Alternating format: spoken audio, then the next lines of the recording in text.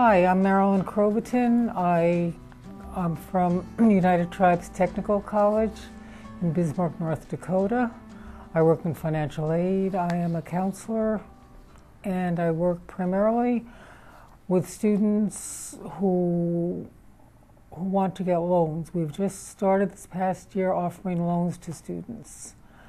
And there aren't that many, but there are quite a few where we're making it mandatory that these students take a financial literacy course before they get a loan. So this is what I'm going to be using today. It's from a curriculum, Building Native Communities, Financial Skills for Families, and this was developed through the Owista Corporation, and they're out of Rapid City, South Dakota.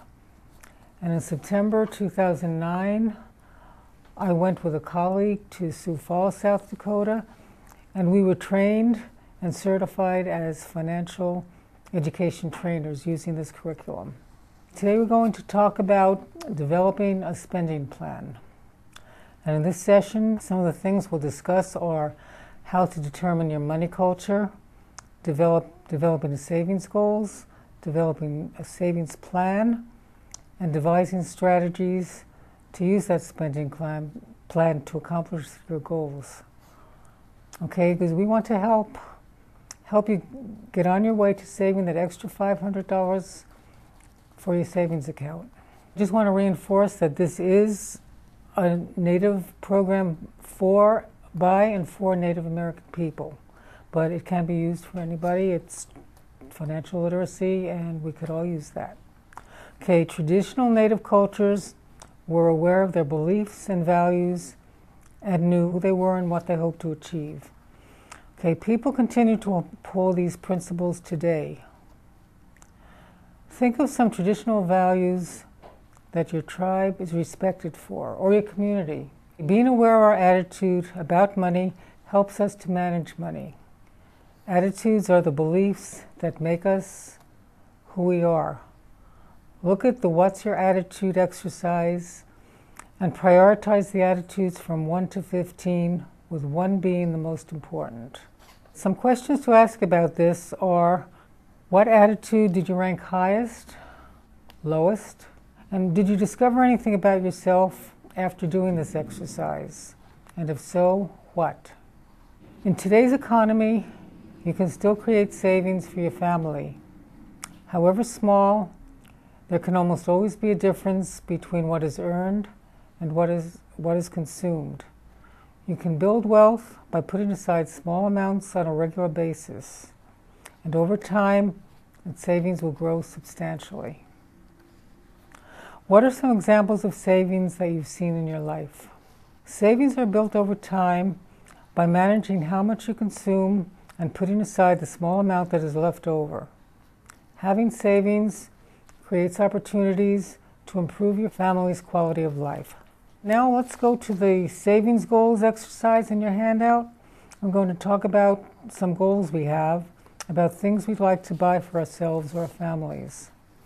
There are short-term goals, some things that you can get within a few weeks or months, and some examples of this would be clothing, shoes, maybe tires if we're really good about it. Long-term goals might take a little bit longer, might take a couple of years to save for something like that. Maybe a new car or a new used car or a home, new home.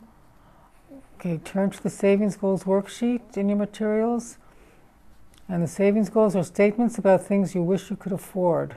And you can accomplish these goals if you manage your finances and put aside money on a regular basis. Take a few minutes to list at least two or three short-term goals and 2 or 3 long-term goals. Okay, the short-term, remember, are 1 to 6 months, long-term, 6 months to 5 years. And once you do this, after you do this, it'd be a good idea to turn to your neighbor and maybe discuss your goals with them. And maybe you'll find out something. They have something that you say, oh yeah, that is a good goal. So think about that. Developing a spending plan is a 4-step process, and it can take several months to create this plan that will meet the needs and goals of your family. The steps are tracking, assessing, saving, and taking action. Tracking is being aware of the flow of money that comes into your household and that leaves your household. Okay, and in your handout there is a daily money tracker worksheet, so you can follow this if you so desire. Assessing. This is the difference between your total income and your total spending. You can calculate the estimated difference between the estimated income and an estimated spending. And if you get a positive number on this, that means you have more income than you spend. And if you get a negative number, that means that you spend more than you make. And if you need to cut your spending, you need to look at the different types of expenses. Expenses can be put into 3 different categories. Okay, there are fixed expenses, and these are costs that generally do not change from month to month. And these would include rent, car payments, loans. Okay, flexible expenses, and these are costs that you can control. Groceries, utilities, gas, car maintenance, credit card payments, cell phone bills, and savings. The last type of expense we have is luxury expenses, and these are costs things that you choose to buy or you just choose to spend money on. And these are new clothes, restaurants, eating out, entertainment, and gifts. If we do need to decrease our monthly spending, we'll want to look at lowering luxury and flexible expenses. Some questions to ask about this also would be, what are my biggest expenses, and are they necessary? And can they be decreased? And if so, how? The next thing we're going to talk about is why it is important to develop a spending plan. A spending plan can help put aside money to reach your savings goals. If your goal is to save money, take a trip, buy a car, but you find yourself without extra money at the end of the month, a spending plan may help you reach your goals. A spending plan can help you prepare for expenses. Some expenses, we said before, occur on a weekly or monthly basis, like grocery, rent, gas, and others that occur once or twice a year, car insurance, some medical expenses. If you anticipate these expenses ahead of time, you can prepare by setting aside money on a regular basis, and this will help. A spending plan can help for unexpected expenses. It's hard to predict all expenses, such as fixing your car.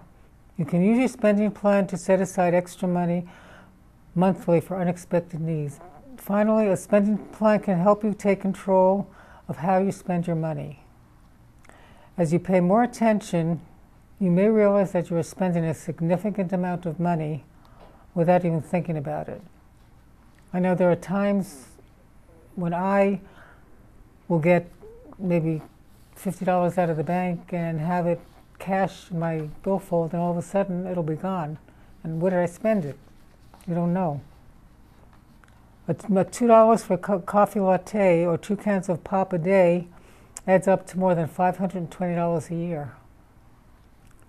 A good spending plan helps you make decisions about how to spend your money so that you can get the things you want. A spending goal is a guide to help you track how much money comes into your home and how it needs to be used to meet our expenses and savings goals.